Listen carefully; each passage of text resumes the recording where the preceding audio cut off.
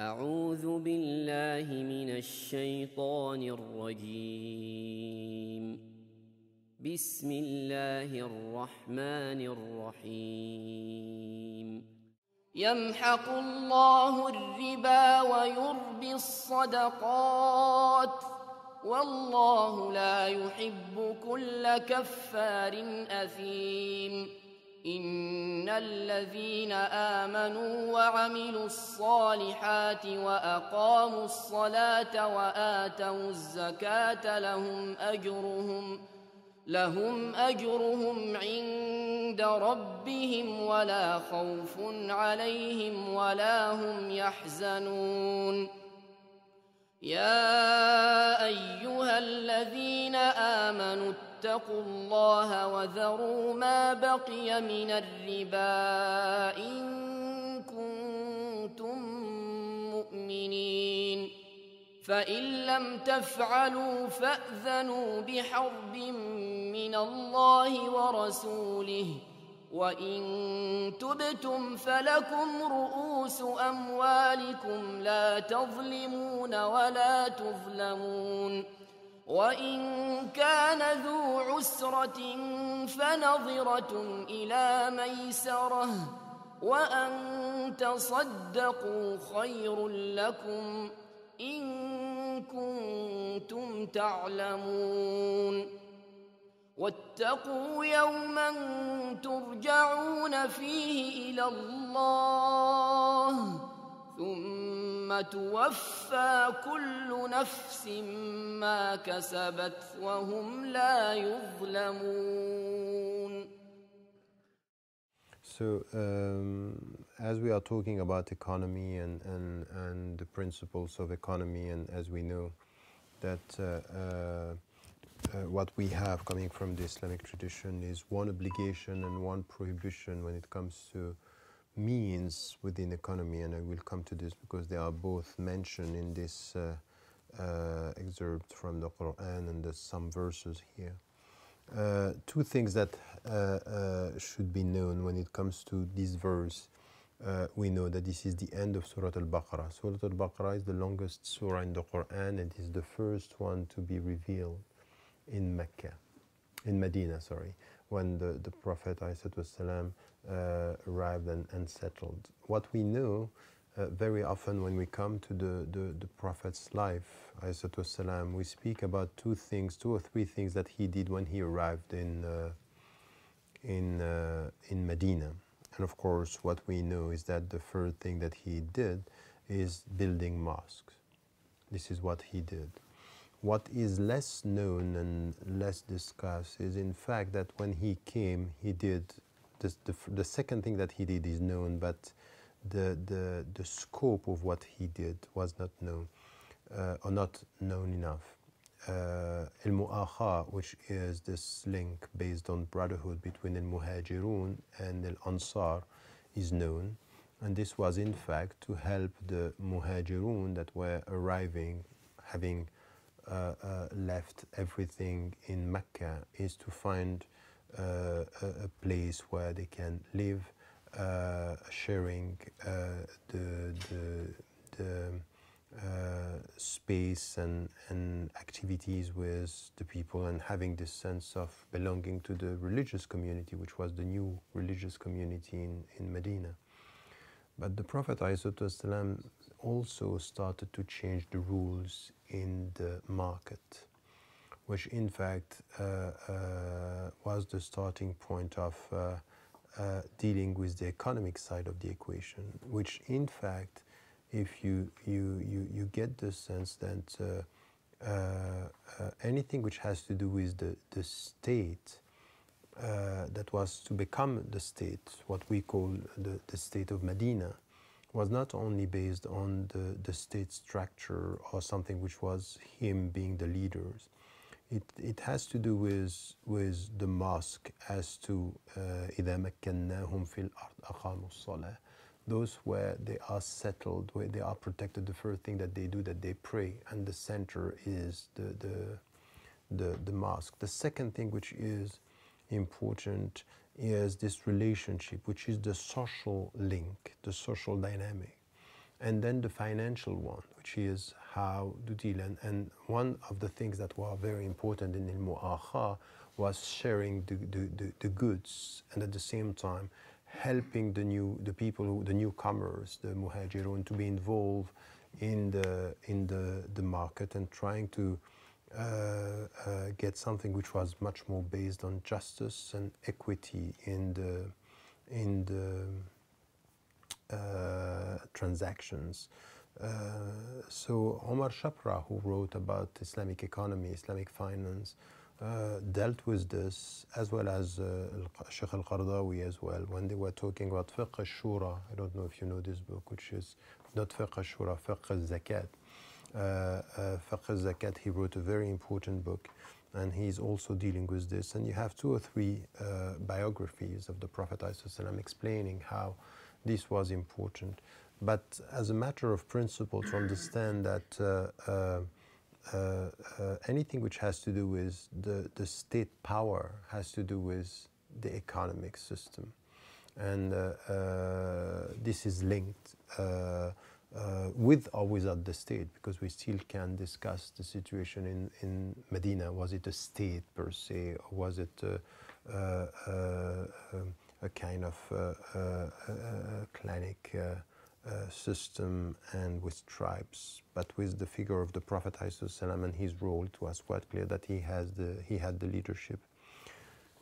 Why I'm saying this is that while we are talking about this surah was revealed exactly at the beginning of them settling down in Medina.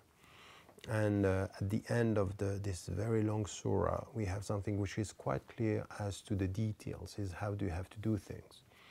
So the last thing that is not here, the longest ayah in the Quran is the ayah about that it's about transaction. It's about you have to write down everything, which is the one that is coming afterward. But the point here is to get it, to understand that the first things that we have in Surah Al-Baqarah, everything that we have has to do with prohibitions, obligations, understanding the new context, which is completely different from Mecca.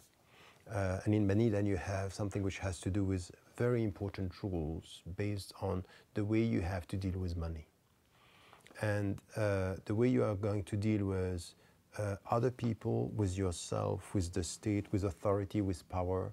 You can't talk about settling down and trying now to deal with power, you being in charge, if you don't get with a clear understanding of money, which sometimes is forgotten in the whole process.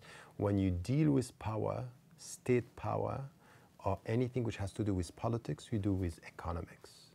This is something which is from the very beginning. You have it here in this, and the point are also made from the very beginning. So what I wanted just to say is the connection between this verse and the first year, the first months in Medina, the relationship between anything which has to do with power and the economic system, and the clear obligations that are coming with the Islamic ethical framework, which has to do with the way you deal with power, the way you deal with money, and the way you deal with people. It's all connected. So we can't just. So this is what, when we talk about the comprehensiveness, shumuliyya, the comprehensiveness of Islam, it has to do with this. It's not only to understand that Islam is talking about everything. It's to understand that everything is connected. Don't take it the other way. Very often say Islam is about everything, because in fact the problem is that everything is linked before Islam is talking about everything. So the people, what we have today in the West is this kind of fragmentation of knowledge. It's as if we have knowledge here. So this disconnect that we have in anything which has to do with knowledge is the way you look at the world, and then you come with a fragmented ethical framework, which is exactly the other way around. It's not Islam that is coming with a comprehensive understanding. It's the world is everything is connected. So when you talk about money and you think that this is disconnected from politics and this is disconnected from social dynamic, this is the wrong way of dealing with it. And so this is why anything which has to do with science, anything which has to do with economy or human sciences, there is an ideology behind. tell me how you categorize science, and I will know which ideology you have behind. So the fact that Islam talks about everything is natural because everything is connected. And if we look at it the other way wrong, we are making an ideological mistake, which is the way we look at the world. You understand my point? Which is sometimes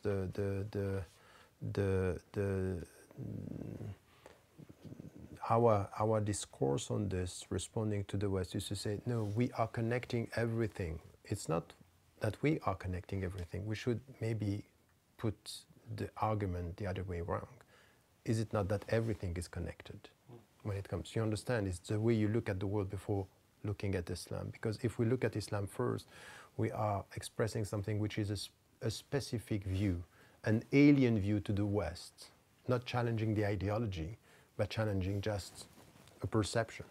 And I think it's more than a perception, is very much an understanding of the world.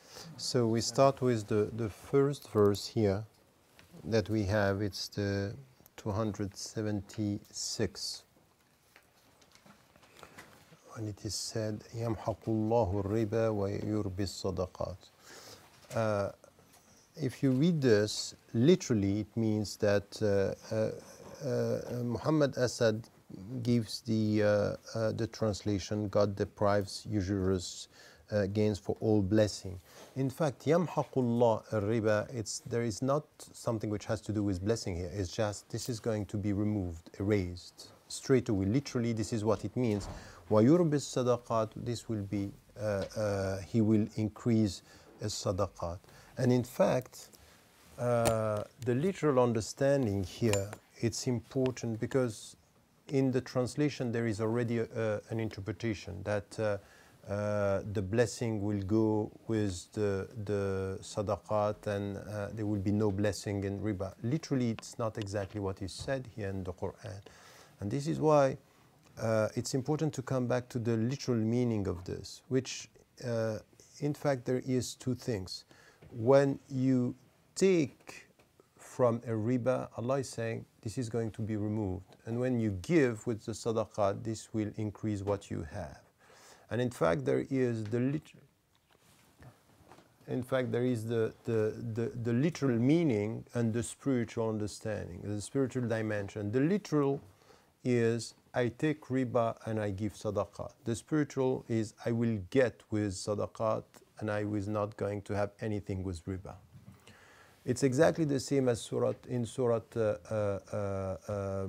Ar-Rahman, when Allah subhanahu wa ta'ala is saying, الشمس والقمر بحسبان والنجم والشجر يسجدان. There is the physical thing that you see and the spiritual meaning that you don't see.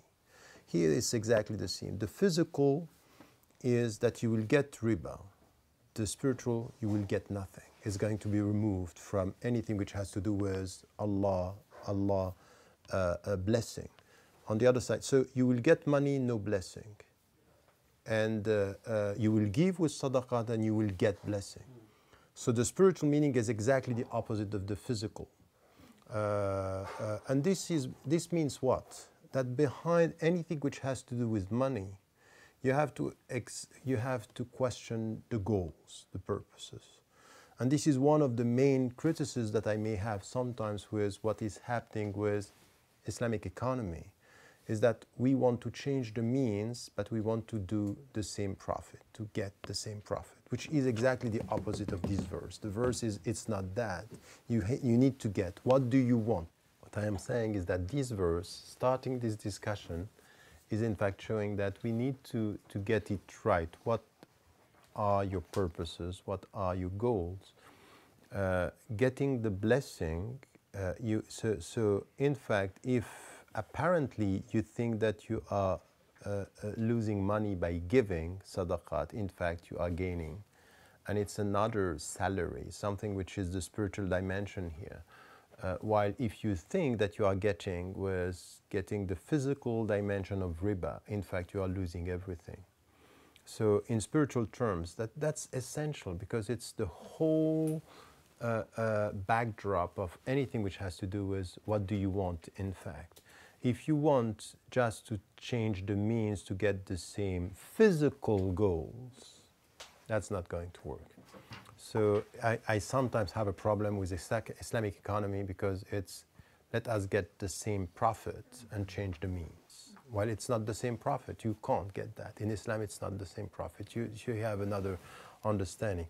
And then just after the whole philosophy, which is not the philosophy, the spiritual viewpoint that you have on things. This verse is about the spiritual viewpoint.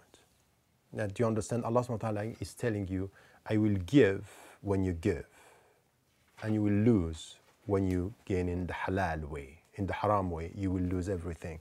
This is going to yamhaqu, which is completely removing and destroying here.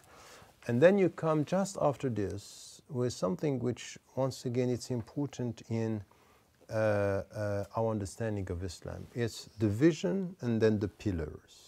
Look at this, just after this. Inna alladhina amanu. This is, amanu means you understand the first verse. Okay, you get this. You amanu means you understand Allah yamhaqu al-riba. That you understand it. Amanu wa amilu salihat. And then this is the understanding, the way you behave. And then you have the pillars. وَأَقَامُوا الصَّلَاةَ وَآتُوا الزَّكَاةَ. And this is where the first prohibition is no riba. The first obligation is zakat, after your understanding, which is believing in God, doing good, praying, and giving the zakat. The zakat is, so the connection here between our understanding, our everything which has to do with our viewpoint, our understanding of the world, is based on the presence of Allah. It's doing good deeds for His sake. And then the pillars, which is aqamu salah, and I told you about the other verse, the people who, when they settled on earth, aqamu salah, which is the first thing that they are doing is this link to Allah subhanahu wa ta'ala. Wa atawu zakat, which is once again an obligation. Everything that is based, when it comes to Islamic economy, is based on these two things: prohibition of riba and imposition of zakat. And both have to do with an ideology. No usury means you cannot get money with money. And the second thing is, when you get money, you will know and you will understand that poor have rights on the money you have. So it's something which has to do with the whole philosophy of life, which is ask the first question of what are your objectives. Second, understand that money, it's coming out of activities and not out of money. It's not money for money. And second is poor people have rights. And this is why I don't, my translation of zakat from a long time ago, when I was discussing this with Kamsala, is a social purifying tax. The three dimension. Social, because it has to do with the social justice. Purifying, because it has to do with purification. And tax, because it's an obligation. So these are the three dimensions that we have. So something that was built out of our understanding of what alms or charity is in the Christian context has nothing to do with this. This is not charity. Sadaqat is charity. Zakat is a purifying tax. Is the way through the way you purify your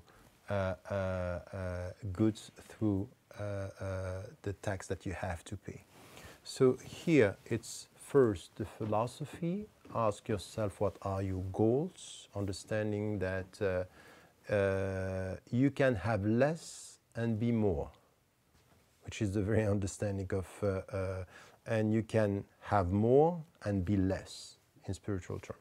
Second is understanding what it means to be with Allah. It's amanu billah wa amilus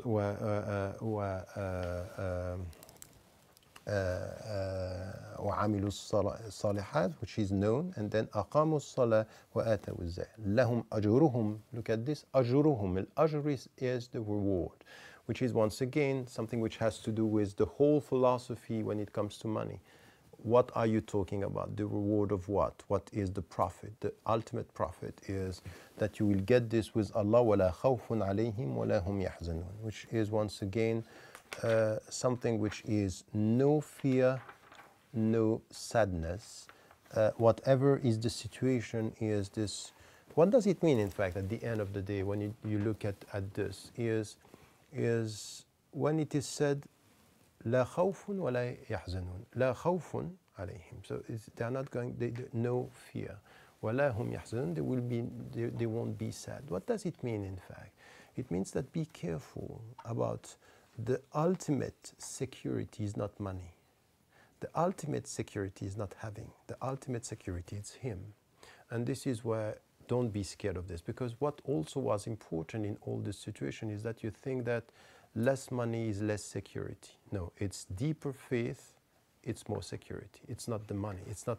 So once again, you can see here repeatedly through the prohibition and through the obligation and through, there is an understanding of what life is and what is this relationship with Allah. So you have to put this relationship to money, to economy, to finance within this overall vision. Don't disconnect that. It's not only about means, it's about means within the vision. The problem that we have today is sometimes we talk about means, but we are not sure about the vision.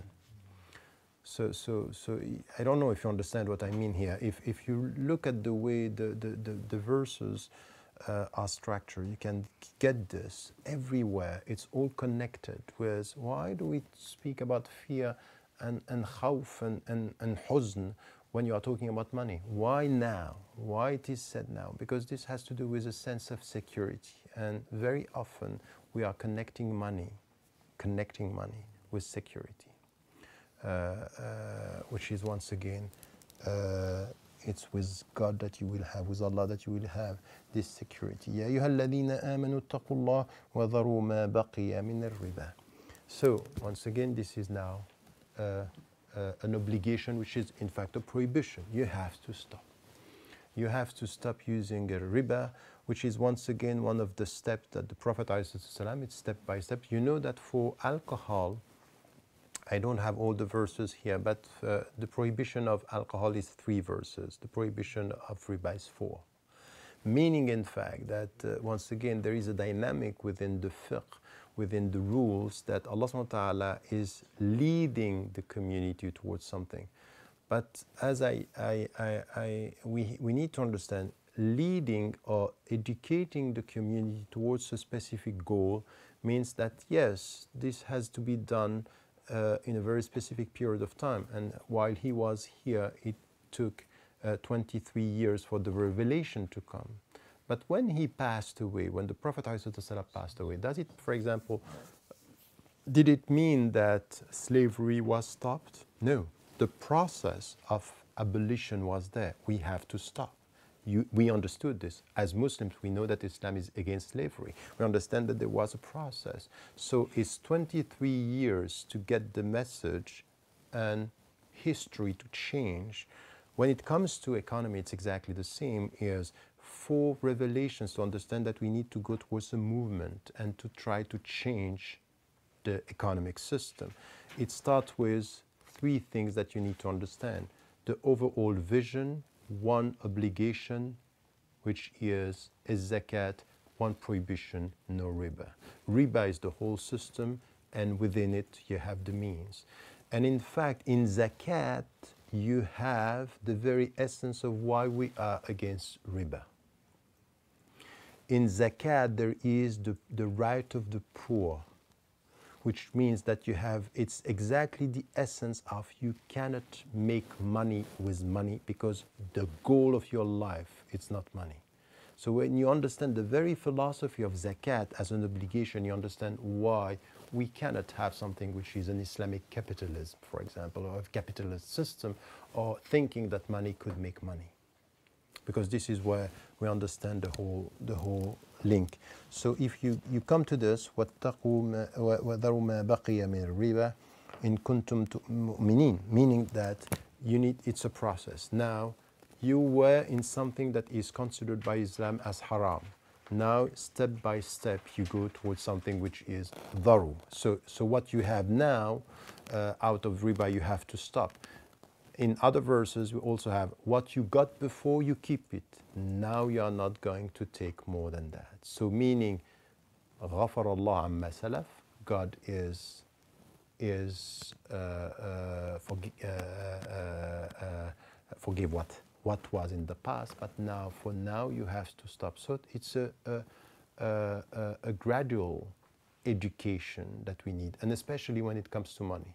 There are many things that we need to understand when it comes to how do you deal with a human being in collective psychology. For example, alcohol, if you want to stop, you can't just come and say stop. Slavery, it's a process. Economy, it's a process.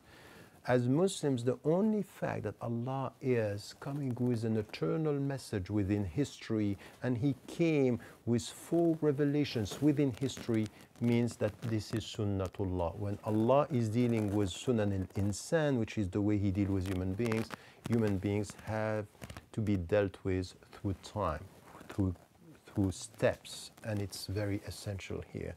And especially when it comes to social dynamics and understanding of what life is. And then there is this big verse, which is essential here, which is linking a riba. If you don't stop doing this, what is going to be to happen? فَإِن لَمْ تَفْعَلُوا فَأَذَنُوا بِحَرْبٍ مِّنَ اللَّهِ وَرَسُولِهِ. If you're not going to do this, if you're not going to stop a riba, this is a war against God and the Messenger. So al-harb. Harb meaning it's you are at war with God. Meaning what? Meaning, in fact, if you don't agree, if you don't get the very deep philosophy, understanding, ideology, essence of this message, which is to tell you that you need to avoid interest and usury. It means that you are promoting a model, a system, which is exactly against God's will. This is harb. So it's deep. It's something which is not, you don't find something like this elsewhere in the Quran. Because here it's the system. It's the system. It's in fact behind the economic system, there is a way you deal with Allah and a philosophy of life. In fact, in economy, there is a concept of life and death. It was not possible to think about this, but now we know that this economic system, it's the philosophy of life and death, now killing 150,000 people per day out of this economic system. It's war. It's war against humanity. And this, in fact, it's coming from the economic system. While it was not perceived at that time as so connected, now we know it's global.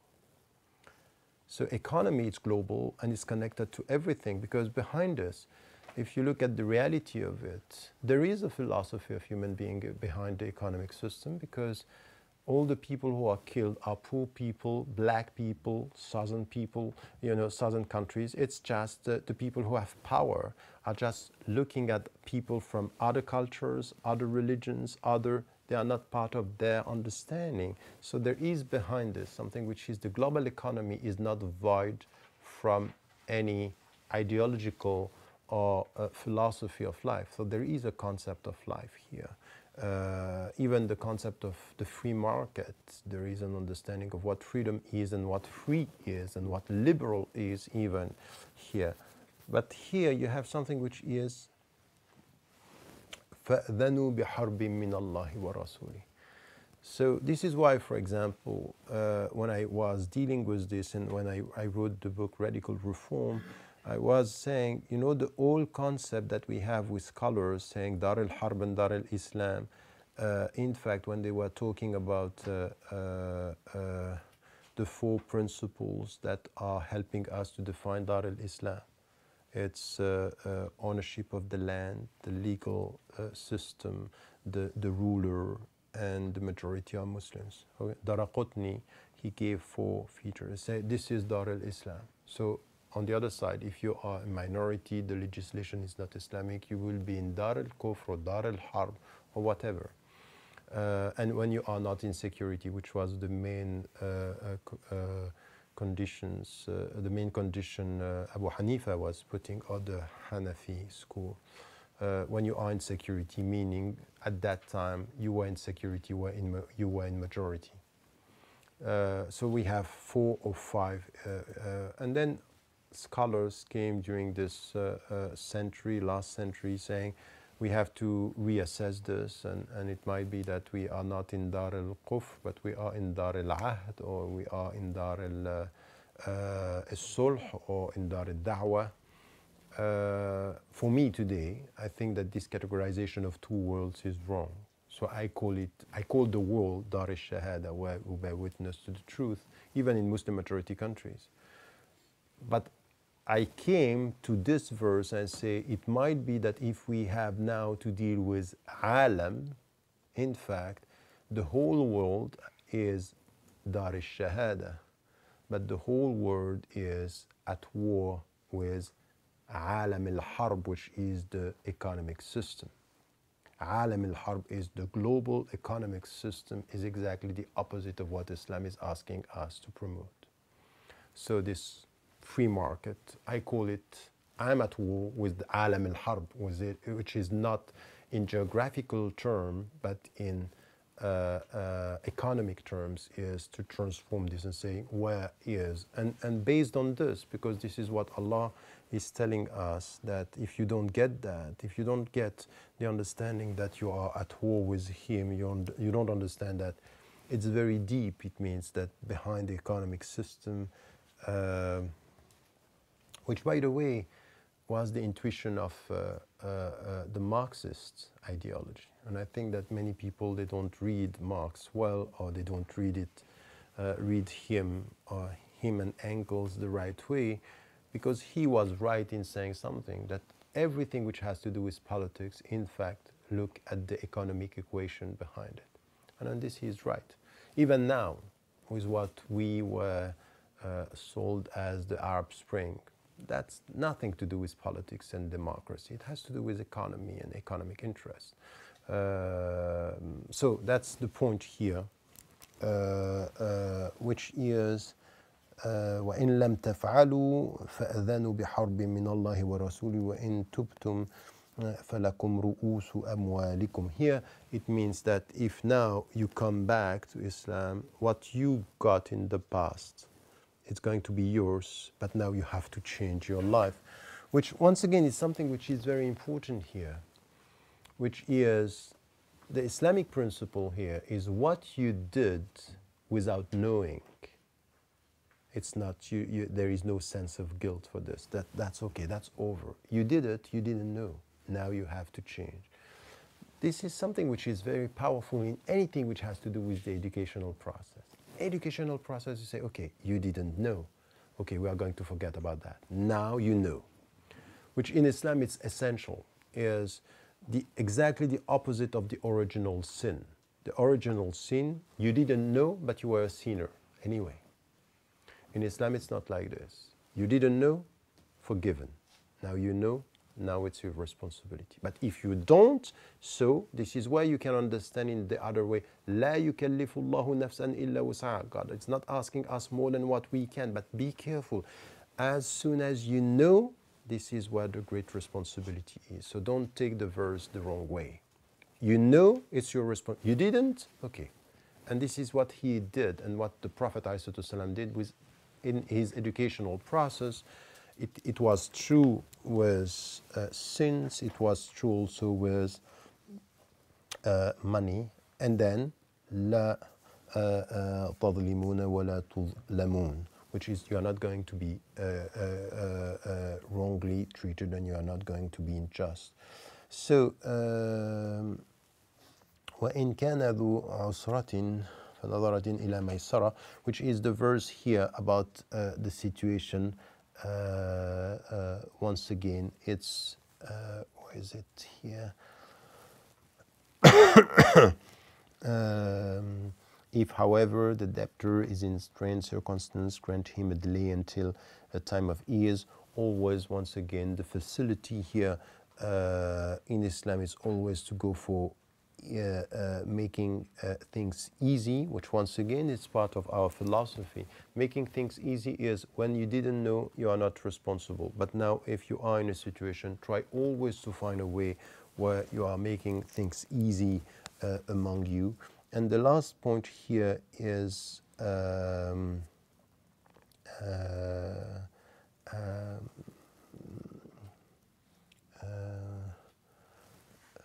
where is this? وَإِن تَصَدَّقُوا خَيْرٌ لَكُمْ إِن كُنتُمْ تَعْلَمُونَ. So once again, this is here, once again, part of the whole philosophy of life when it comes to trying to find the right way to solve the problem. So you can see the contrast. When you know, you have to obey, if not, is al-harb. Now, in the way you deal with human being, just try to find the easiest way. So once again, look at this. With yourself, it's very strict. With others, try to go step by step. So Allah subhanahu wa ta'ala is teaching the humanity, go step by step, but if you as an individual, you get the message and now you are responsible, you have to stop. So very strict with individuals, very strict with our awareness, with our consciousness. So, and then in the way you deal with people, it's always to be full of understanding, to make things easy, and to try to find a solution. And once again, if the tasaddaqu, if that you will get the money, tasaddaqu is just give this money. Once again, if you remember the first verse, what you give, you don't lose. What you give, you don't lose. Which is once again. And then the last verse that we have today is وَاتَّقُوا يَوْمًا تُرْجَعُونَ فِيهِ إِلَى اللَّهِ ثُمَّ تُوَفَّى كُلُّ نَفْسٍ مَا كَسَبَتْ وَهُمْ لَا يُظْلَمُونَ. Do you know that according to some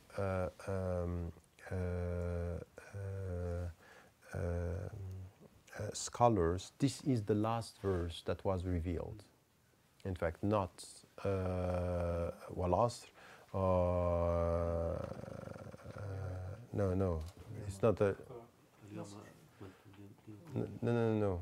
اليوم أكملت والعصر no. النصر, yes, that's it. النصر. So the great majority are of the opinion this is the last verse that was revealed. And then once again, this verse is saying something which is important in the whole understanding before coming to the dua that we have. وَاتَّقُوا يَوْمًا تُرْجَعُونَ فِيهِ إِلَى اللَّهِ. Once again, as much as we are talking about the reward coming from Allah, the very essence of this verse is be careful. One day you will come back to Him, and then you are going to be questioned about what? Your deepest, your sincere intention in this life. One day you will come back. And to be questioned about the intention when it comes to money, when it comes to the way we deal with money, is something which is once again important here. ثُمَّ تُوَفَّى كُلُّ نَفْسٍ مَا كَسَبَتْ. Look at the terminology. كَسَبَتْ الْأَجْرِ. It's all having about kasaba. It's what you gain. It's all about you will know what you are going to gain, what is going to be your reward, what is going to be your salary, in fact. That's it. This is the true salary. And the true salary is to get your objectives right. It's to know what do you want out of this life. And then وَهُمْ لَا يُظْلَمُونَ. There will be no injustice. No injustice about your right, your true intention in the whole thing. So if you come with a comparative understanding of what you get with a riba, which is the money, what you are trying to get is more profit. When you come from the spirituality is what are your objective? Is that to get closer to Allah, to gain this blessing. Here is blessing, here is money. But be careful, here is not against money. It's blessing the way you look at money. The way you understand that there is something which is more important than money. It doesn't mean that money is not important, but it's not the ultimate goal. Here is the ultimate goal with no blessing. And when you have here, you think that you have more, and you don't see that blessings are missing.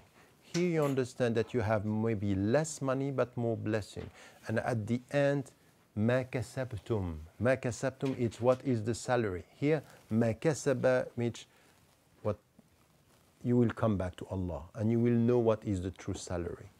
So in fact, inductively, you have the very essence of life, which is one day you will come back to Allah to know what were your intention. And once again, you come to a complete philosophy of life, starting with your philosophy of death, which is at the end, blessing are important. Why? Tell me now, blessing are important. Why? Just because Allah, no, because I will come back to Him. In fact, blessing, the value of blessing has to do with the value of my death, my understanding of I'm coming back to Him. This is why it's important.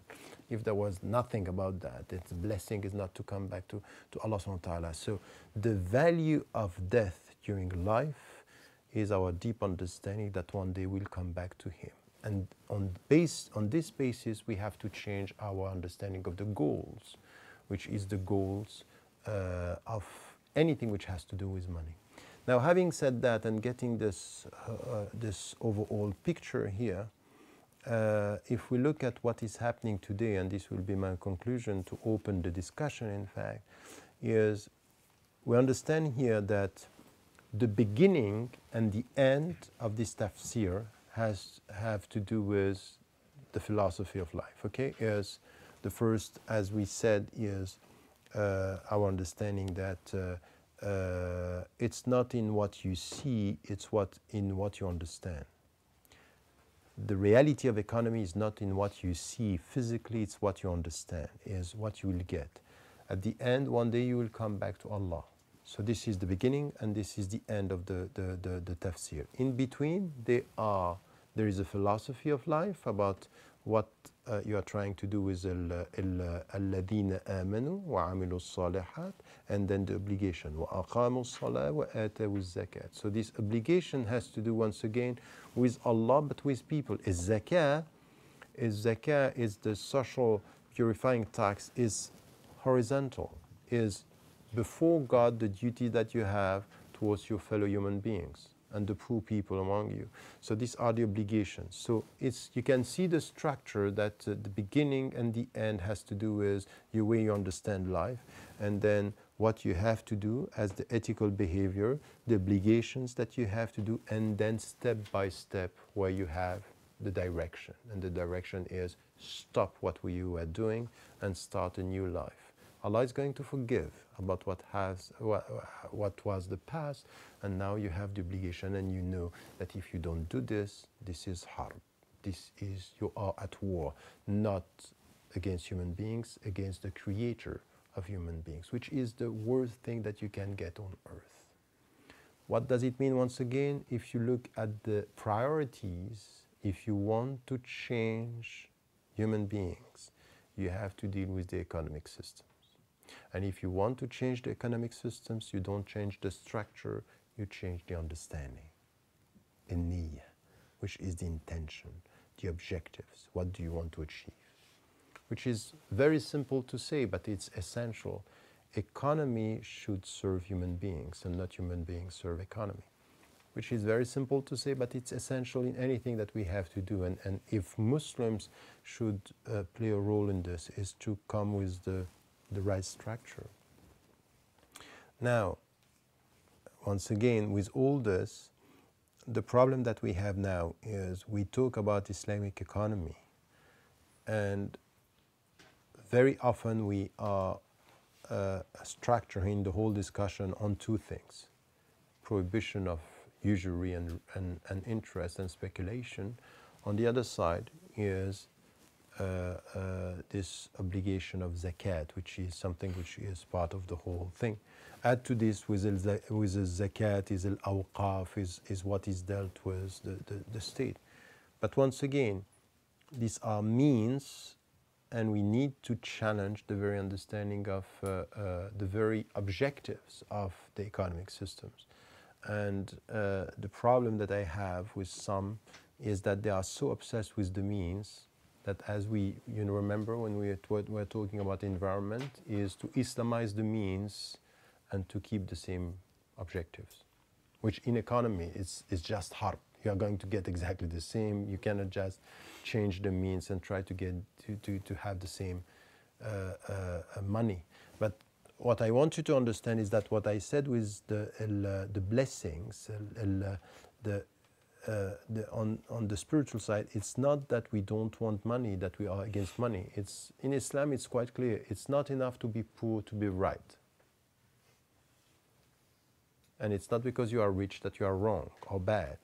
That's wrong in Islam. We don't have this natural qualification in, for example, in the Christian tradition, coming from a very long time. You have this perception, because you are poor, because you are the last, you will be the first. There is nothing like this in Islam. Nothing. It's not enough to be poor to be right in the sight of Allah. But what makes us right is our intentions, is the way we deal with what we have and who we are. And that in the Islamic tradition here, the only thing that we need to understand is that these means and these objectives are based on an understanding that is sometimes missing in our alternative economic system, which I don't really understand sometimes. That is what is very alternative in the system that we are proposing. Question mark to start the discussion. Wallahu a'lam.